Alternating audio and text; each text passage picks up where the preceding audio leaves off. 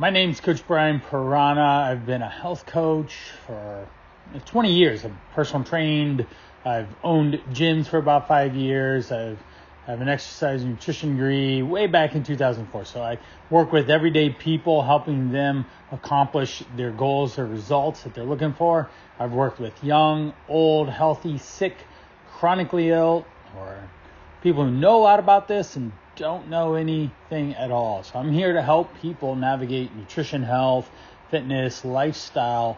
That's what I do. So today we're going to talk about immunity. And let me share for those listening in. This is going to be the audio end of it, but I have a slide deck that I'm sharing. All right. Let me get back to share that again.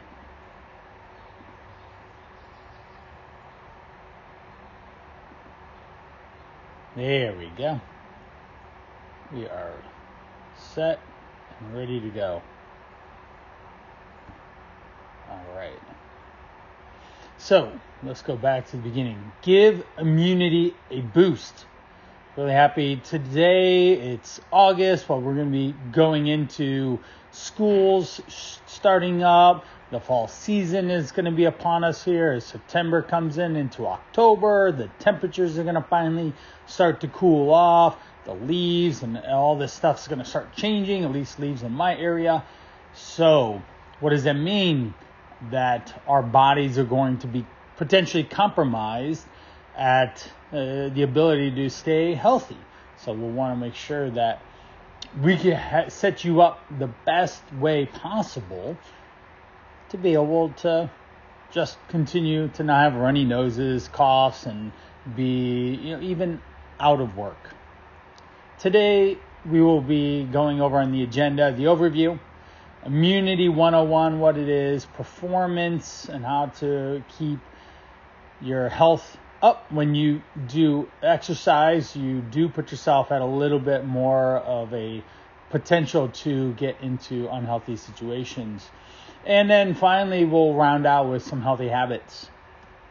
If you have any questions, comments, chat box, please hit me up, and I'll be more than happy to engage with you on those. So what is immunity and your health? Let's kind of touch point there. The immune system is your body's way to protect yourself. It's just this army of white blood cells and all sorts of other things that prevent you from illness. There's several factors, obviously, that can impede upon this, like rest, recovery, sleep, good nutrition, and a lot of healthy habits that you can do, like having a regular bedtime and wake time to improve your immune system. And we'll go over those later in our conversation. What is the immune system? Well, it's made up of organs, tissue, cells. All of these systems work together to create an immune response. So when an invader, a virus or a bacteria comes into your body's response is the first line of defense is the immune system.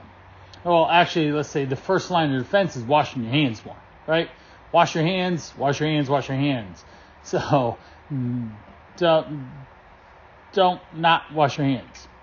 Now, protecting your body from microorganisms, even, said viruses, bacteria, but removing toxins can help keep your system at 100%, or at least in the 90s. As soon as it starts to dip down, then that's what's going to cause problems.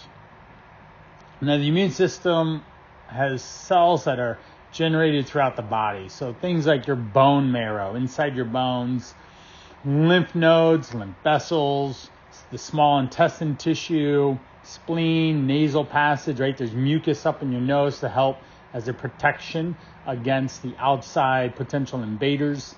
Your tonsils, the thymus. So these are systems that are in your body to prevent long-term chronic illness.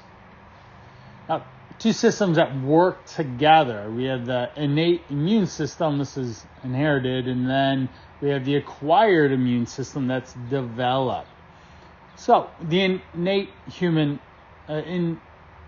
innate immune system, your physical barriers, like your skin. Your skin is a protective layer that keeps bacteria out. If you get a cut on your skin, you put a Band-Aid on it and put some other medicinal ointments and stuff to help heal it faster. Therefore, it then keeps that barrier intact as much as can and keeps bacteria out.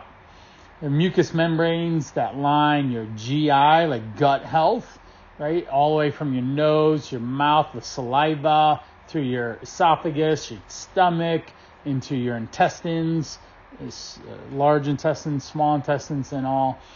And then even in your urinary and reproductive systems, there are other processes that are just built into your body as a natural line of defense. Now we have developed immune systems as well. Those are your antibodies, exposure to invaders, protect your body against these things. So each time you get sick, you build up antibodies. Okay? Now how it works, we identify a threat, we recognize and differentiates unhealthy cells from naturally occurring healthy cells. So your body the radar goes off, right? It goes woo, woo, woo. And that's your first line of defense. Like, hey, there's an intruder coming in here. We need to do something about it. Then there's a launch of attack. Your body sends the right protocol to help defend. Like, say, white blood cells are your defense system. So they send those out to that area to work on defeating the virus bacteria. And then we remember the offenders that came in. So your body is super intelligent and will notate what started causing the issues in the first place and allows you to be far less likely to have issues show up then. Now we have inflammation as another process in your body to help naturally deal with injury and infection. Once a damaged tissue is being healed and repaired, the inflammation comes in to fight off and defend against bacteria, viruses. So you get reddening and swelling and all this extra fluid flow into those areas. Now, chronic inflammation can be linked to disease. Of course, like stroke, heart disease, other autoimmune diseases that can cause really bad issues or irritants, or even things like skin issues like psoriasis. That's an inflammation of your skin and your immune system really doing work. Or lupus, a big issue in your body attacking itself. Now, inflammation can occur, especially chronic, if you're continually working hard to defend the body with an immune response lasting months to years. So like the problem is not resolving itself, and it's just this constant attack and response. So it attacks your body's own tissue or something else that it shouldn't. So it could start attacking an organ or bone as an example, and that ends up causing other issues like lead to even worse things like, say, cancer, because your immune system is so depleted. Now, performance is something that really gets affected with a weakened immune system. So with that, we have the immune performance. There's several factors that obviously go into this. Keeping your diet on point, sleep, stress, hygiene, things like diet. We need to have balanced meals. We need to have adequate amounts of calories, not excessive amounts of calories or too little calories, right? If we're not eating enough, our body's in a weakened state.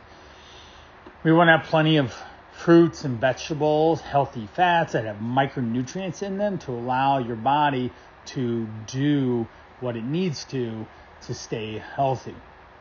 Of course, sleep, we want to be well rested, and sleep, obviously, most of the time, 7 to 8 hours is always going to be the easy amount that you should be recommended to get anyways. We can get more like 6 to 8 people can get by with. If we're under 6, it definitely starts to compromise your immune system and that is ultimately not a great idea for you. So that ends up causing a lot of potential challenge and stress and illness if you're constantly having stress seep into yourself. Now, hygiene.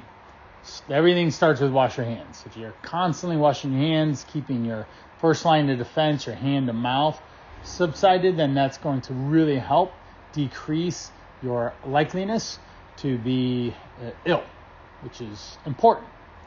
Then we have hygiene otherwise, like taking showers regularly. That's obviously important. You want to be able to do that. Therefore, you can allow to stay clean, keep your health and your body clean and not stink or have more bacteria building in unwanted areas, like even like say armpits or feet, something like even like a toe jam and athlete's foot can be an issue if you're not always cleaning your feet, or warts. Susceptible to weaken. Now, so like your hereditary, that look at your family genetics and other people in your circle of family that are impacted by different health issues. So like lupus, cancer, skin issues, or other things can really cause big immune issues for you. A disease by having an immune deficiency, if you're if you're in a weakened state and your body's not up to par on keeping illness at bay, then you're much more likely to receive that. Having any serious injuries, say you fall and you hurt your hip and then you can't move. Well, not being able to move for an extended amount of time can start to cause other issues. Okay, we can't have serious injuries go unnoticed. Oftentimes people will stop moving and then they stop cooking or preparing food for themselves, and they eat not the best food sources, which then ultimately lead toward just gaining weight, being immune compromised, because nutrition in and of itself is poor. Immunosuppressant medications, sometimes if you have to take a medication for a certain illness, it will suppress your immune system. We hear it all the time on those happy, feel-good commercials of people running through fields, and they take this drug for this symptom, and then it goes to the real fast, low-toned, the side effects of what may occur as a result of taking these type of medications. There's always side effects. And so that's something you want to pay attention to. Now, again, staying in the healthiest shape for your body, a healthy body weight, a healthy everything, that allows you to keep medicines at bay and be more likely to not be ill. Now, overactive, so like an allergic reaction, things like around certain seasons, pollen or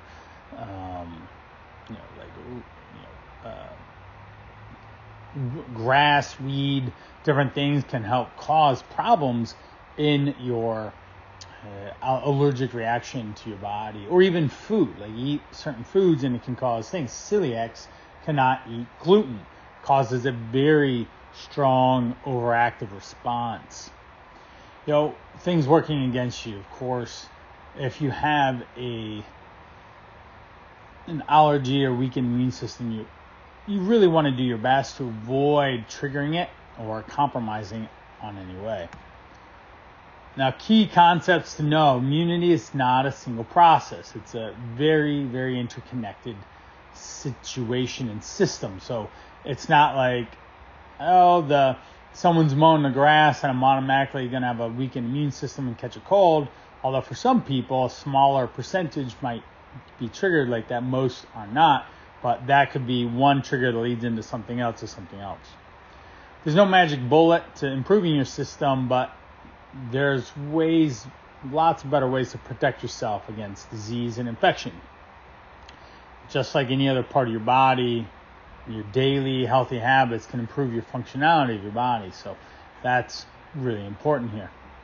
So some of the key takeaways, obviously, in general, good health practices keep the body moving in the direction that you want. It keeps it strong, healthy, and your immune system boosted. To be able to give yourself a boost, we want to create and practice healthy habits every day, throughout the day, to maintain your body. Just like brushing your teeth, you want to do that every day, ideally twice a day, to help keep good health in gum. Like gingivitis is inflammation of your gums, which causes other problems even further down the line. Because if you have inflammation in your mouth and it goes through your digestion tract, there can be other complications. So this is where it's not a simple but a very complex situation. So healthy habits, tips and tricks that can strengthen your immune system. What do we have here? Of course, exercise, right? We need to be moving and be active every single day. At the very least, I'm a big fan of 10,000 steps as a good form of moving your body. I think that helps you stay on track, stay on task, and allows you to be able to just make sure that your body is burning enough calories, activity, and doing what it needs to. You're eating well. We talked about it earlier, having a balanced diet. Always trying to go out of your way to have vegetables will always be very productive for you. Hydrate. So we certainly want to hydrate.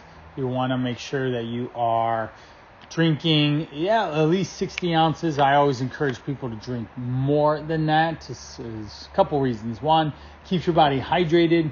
It's a filling system, in a sense. What I mean by that is it's a way to keep you full longer on less on liquid, and helps you manage your calories a lot better. So if you drink water and eat, there's a lot more volume in your stomach, and it can help, say, fill you up a bit more and keep you more content and consistent. There's sleep. We already talked about 7 to 8 for sure. Less stress, definitely making sure you have lots of different ways to manage and cope with stress. Avoiding infection. So if you do get a cut, do your best to clean it regularly, bandage it appropriately, put any medications that are necessary for you. Smoking is always something that we don't want to do. It causes not the best situations, and drinking in moderation. So alcohol, we do want it to be controlled. Now, exercise. Let's dive in a little bit deeper. It wards off viruses. After your exercise, the body's level of antibodies increases. So this is a temporary way to strengthen your immunity to infection, the common cold, influenza, the flu, things like that. Combating chronic disease, we want regular exercise to happen to prevent and manage high blood pressure, cholesterol, potential for diabetes, osteoporosis, right? Weight-bearing activity helps keep your bones strong. Certainly cancer. Okay? Cancer is something that just taking care of yourself, we can limit. You can't not be at risk for it, but it will certainly help improve dramatically. Tips for exercising. Aim for at least 150 minutes per week, or 75 minutes of vigorous, or a combination of both. Generally, you want to do at least 2 what I call muscle building activities, some form of strength training. It could be something as simple as Pilates, yoga, or obviously strength training, boot camp classes, workout programs, and such. You want to make sure that you're choosing exercise and activity that works for you, that motivates you. You want to schedule exercise like you would a work meeting. If it doesn't get scheduled, it doesn't happen. Okay, that's really, really important. Work out with a partner.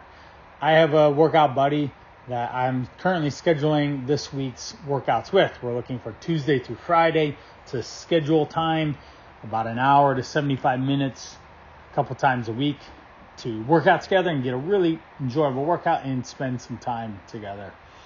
Going for walks. I just got done walking with my wife and our dog. to go out and burn some energy and get some steps. I'm currently at almost 5,000 steps a day, and it's about 12:20, so not too bad at pacing for that. There's a large chance I'll easily hit 10,000 steps a day.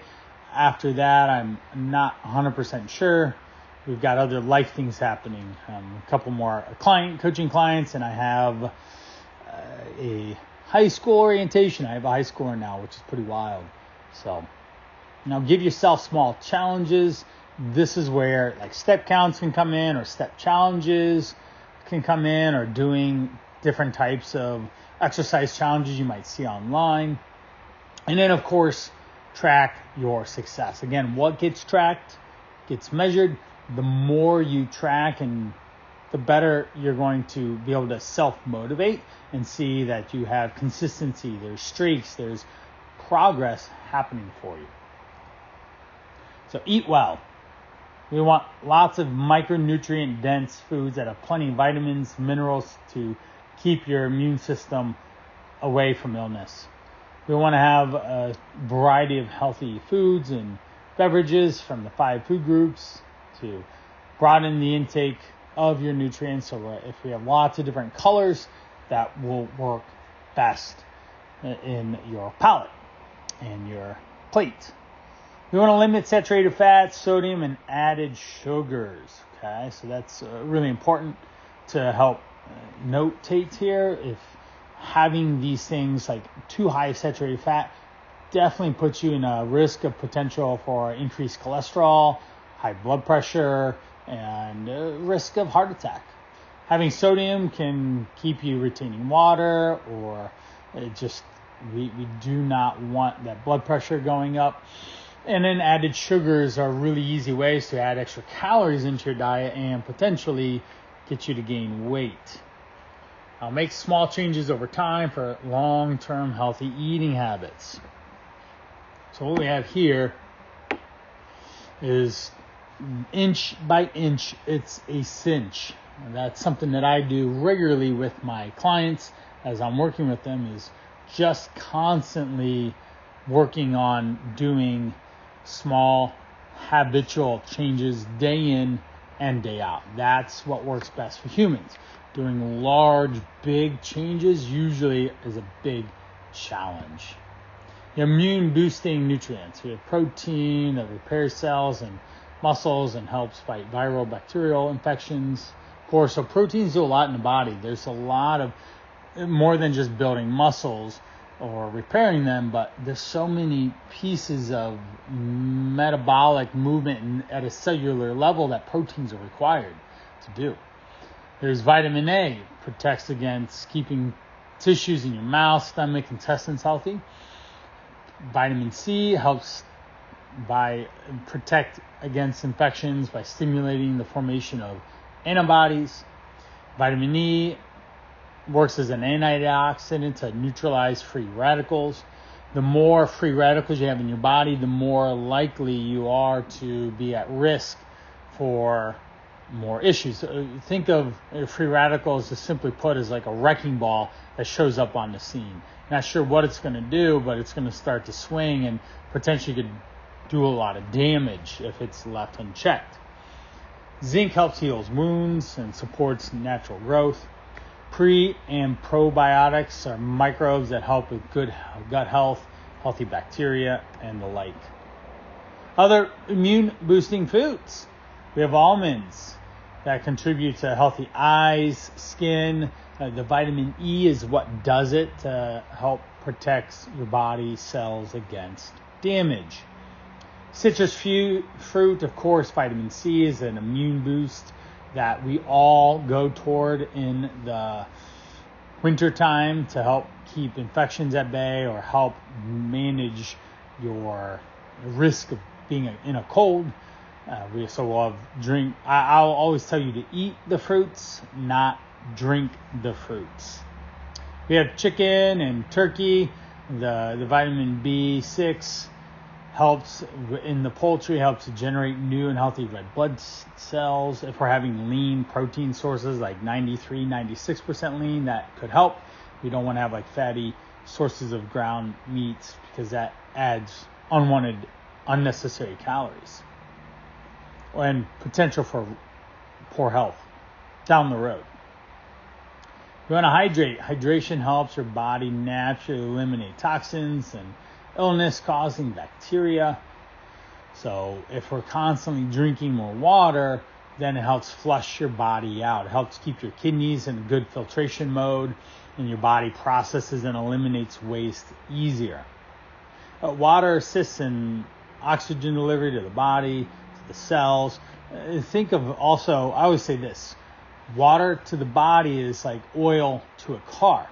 Oil helps decrease friction, okay, and in a car, and keeps the engine running. So water does the same in the body. Decrease friction, helps improve elimination of waste, helps keep your muscles and your joints buoyant and fully hydrated so they can function properly. Blood is primarily water, so better hydration improves transportation there, and it helps protect against infections. Tips for staying hydrated.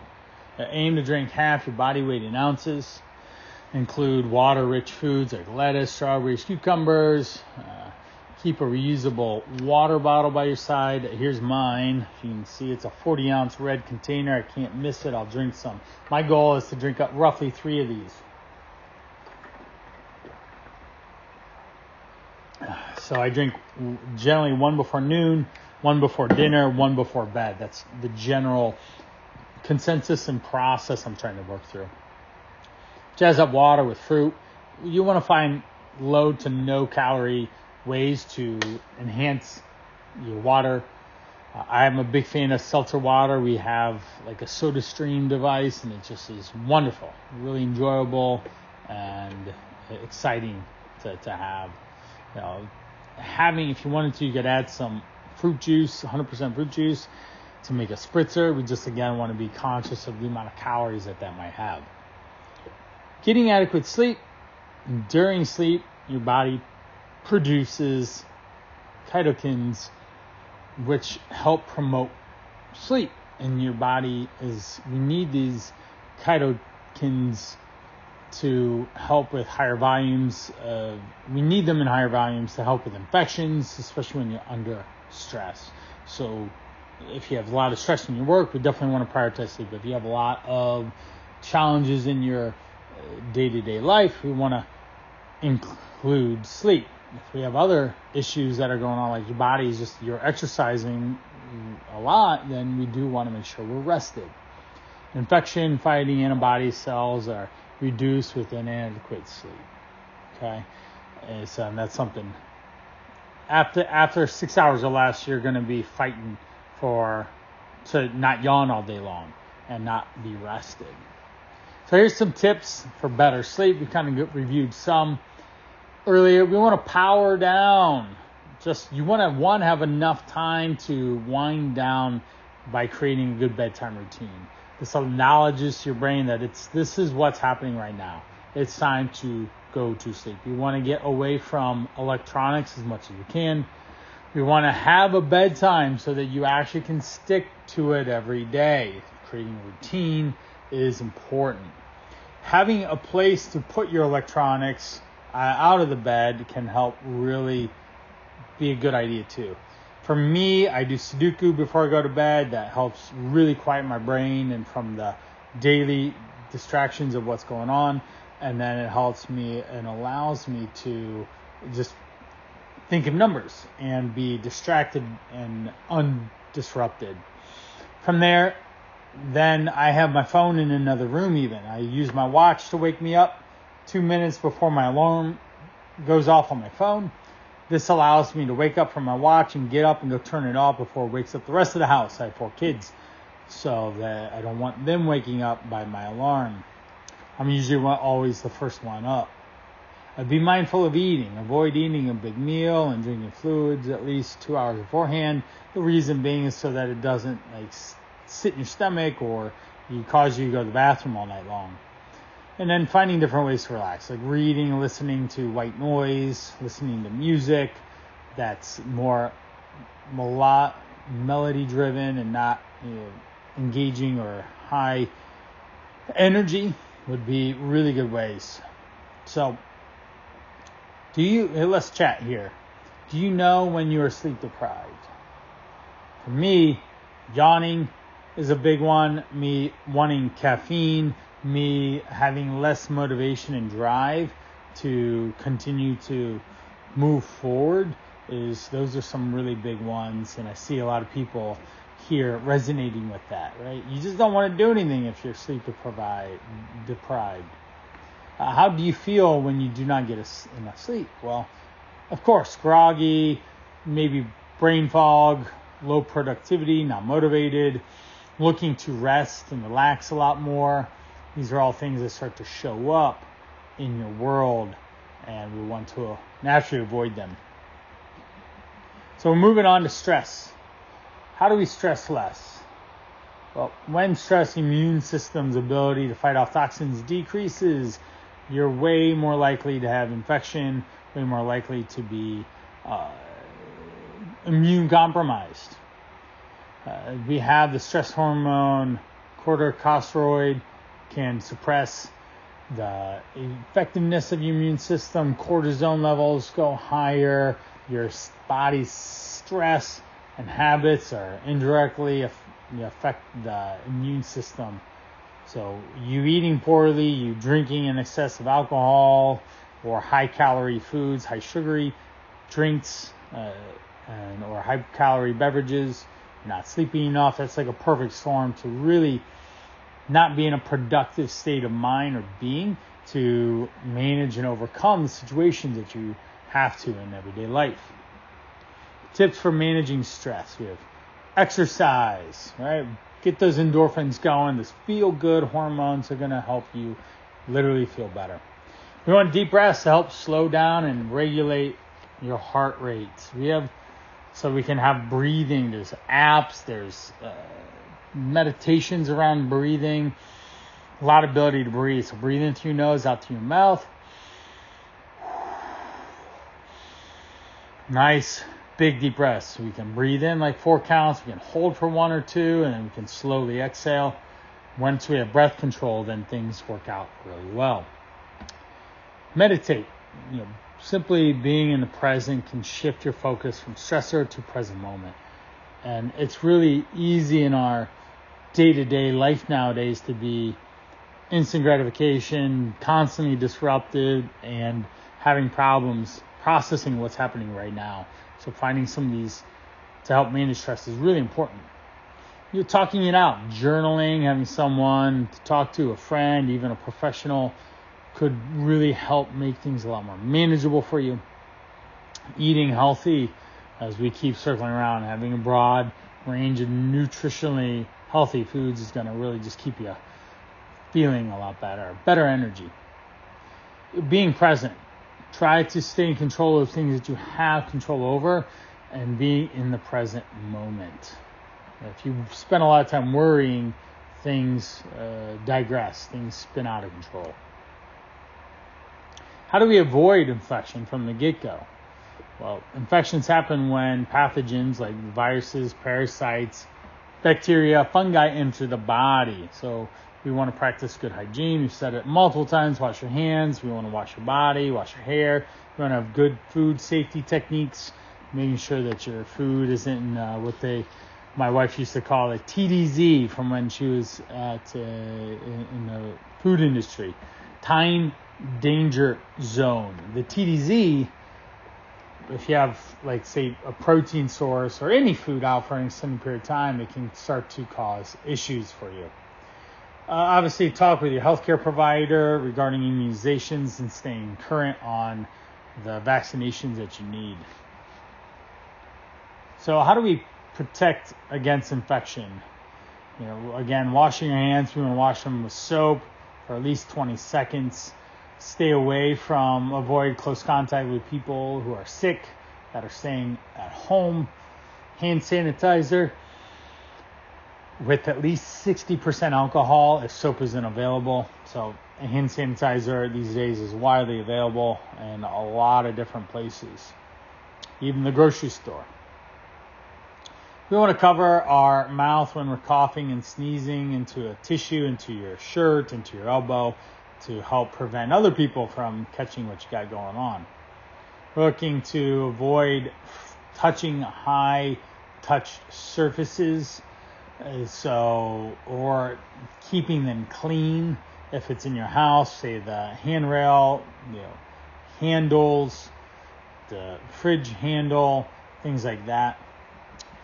So avoid touching your face, your nose, your mouth. Be prepared to have food safely stored as well. What about smoking? Of course, at this day and age, we definitely know that smoking is not good for one's health. It decreases your body's ability to be healthy. It decreases your immune system and allows for potential for more like flu or even pneumonia. That's a big problem. We want to lower levels of antioxidants in the body and the blood. We lessen your body's ability to fight disease and protect against itself. And we're increasing changes of contracting immune and autoimmune disorders in the first place by just not smoking. Why do we want to quit? Well, improved vision, decrease risk of hearing loss, your teeth are whitened a bit. We've got lower blood pressure, heart rate, lessened workload on the heart, your cholesterol levels can be improved, your shortness of breath, your lung capacity will go up, increased cilia. We have white blood cell counts are normalized, improved blood flow, strengthen your bones and your muscles are always super helpful. Now, drinking in moderation, excessive alcohol can weaken your immune system, and we want to help to get away from acute respiratory stress syndromes or things like pneumonia, or even certain cancers can come about, especially like say through liver, could be one that could pop up and be a big challenge. If you drink so in moderation, 2 drinks or less for men a day, or 1 drink or less for women. So thank you so much for our conversation today. I really appreciate your time, your attention, and everything that we've been talking about with immunity. So looking forward to comments and engagement here. So I appreciate you. Thank you so much for your time.